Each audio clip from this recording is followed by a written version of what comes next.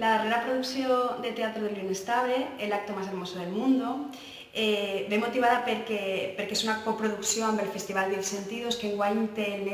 com a lema Por mayores, i ens va resultar molt interessant parlar d'un tema que és tabú en la nostra societat, que és el sexe en la vellea.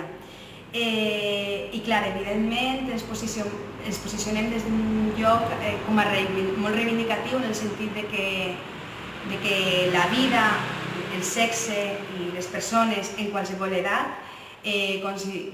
continuen estant vives i per a nosaltres esta creació és un carpe diem, és un cant a la vida, a seguir actius, amb passió sempre i